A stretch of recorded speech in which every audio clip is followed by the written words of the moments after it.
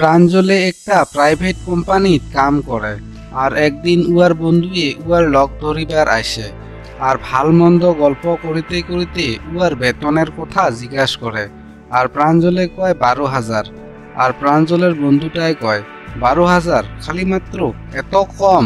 12,000 টাকা দিয়া আজির দিনত কি হয়? 12,000 টাকা দিয়া আজির দিনত কি চলিবার পাওয়া যায় নাকি? তুই এত পরিশ্রমী লোকটা আর তোর বসে তোর দ্বারাই এত কাম করি নেয় আর তো কি বাস খালি মাত্র 12,000 টাকা দিয়ে শেষ করি দেয়? দাস পাইস তুই? জিনিসপাতির কত দাম বাড়িছে আর তুই বর্তমান সময়ে তো 12,000 টাকাতে আটক হয়ে আসিস। এমন করি ভাল মন্দ গল্প করিতে করিতে প্রাঞ্জলের বন্ধুটায় প্রাঞ্জলের মনত অসন্তুষ্টির ভাব ঢুকি দেয়। ওই দিনটা থাকিয়ে প্রাঞ্জলের কামত মনোযোগ না বৈশা হইয়া যায় যে মুই ভাল কামত নাই, যে মুই ভাল জায়গাত নাই আর মোর বেতনও অনেক কম হইয়া যায় আর মুই নিজের পরিশ্রমের থাকি অনেক কম পয়সা পাও।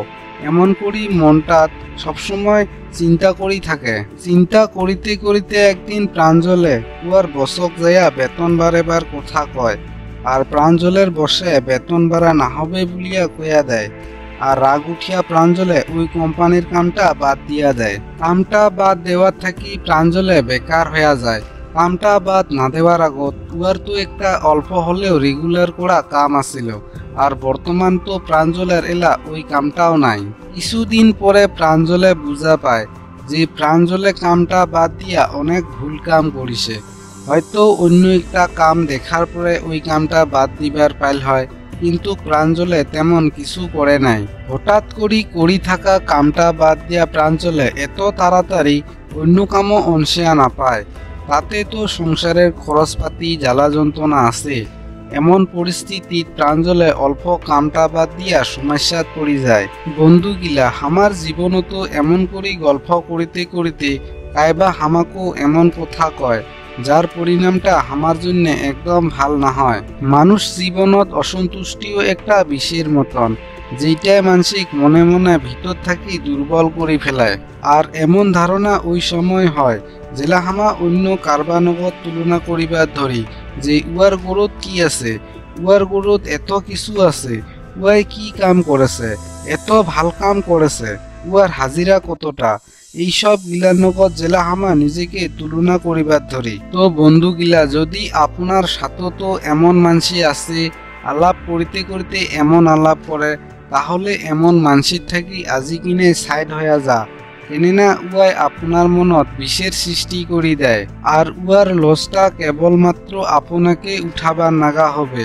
হবার পায় উয়াই নাজানা করি এমন কথা কবার পায়, কিন্তু লসটা বেলেকের না হয় আপনারই হবে।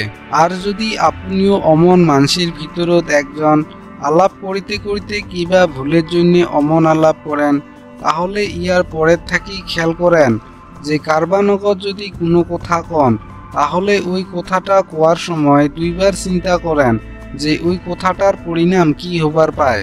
আজির দিনত সামাজিক মাধ্যমতো জানাই না যায় যে কত সম্পর্কত বিষ ঢুকি দিছে, যেটি কিনা সগাই নিজের সুন্দর জীবন ভাল বন্ধুর ফটো নাগিয়া দেখিবার জন্য দিয়াত হয়। ধরি নেই জেনেবা সকারে ভাল জীবন দেখিবার কম্পিটিশন নাগি গেছে, বেলেকক এইটাই দেখিবার চেষ্টা করে যে উয়ার জীবনটা কতটা ভাল আর কতটা বিন্দাস চলিয়া আছে।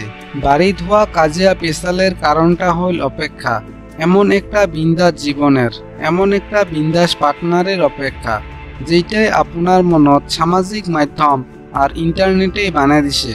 বাস্তবতে হামা স্বপ্নের দুনিয়াত বাঁচি থাকিবার আরাম পাই। হামাক এরকম একখান দুনিয়া নাগে যেটি হামা বাঁচি থাকাটা যাতে বিন্দাস হয়, জীবন সঙ্গীটাও যাতে আমার একদম বিন্দাস হয়। আর বাস্তব দুনিয়াত এমনটা সম্ভব নহয়। আর জেলায় আমার জীবন সাথীটার মাঝত কম দেখা যায়, জেলা আমার জীবনটা কম কম অনুভব হয়, জেলা আমার কাম কম হইয়া যায় আর সেলাই হামা অসন্তুষ্টি হইয়া যায়, কামত মন নাবৈসা হইয়া যায়, সম্পর্কের মাঝত দূরত্ব হইয়া যায়।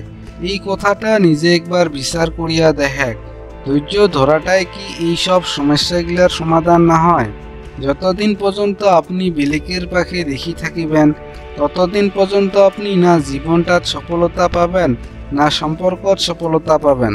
জীবনটা চলার জন্য যেই কামটা করেছে ওই কামটা এমন ভাবে করে যাতে যে কোনো মানুষে তোর ওই কামটা প্রশংসা করে, কোনো যাতে খারাপ খবর না পায়। তো বন্ধুগিলা আজিকার জন্য বাই বাই।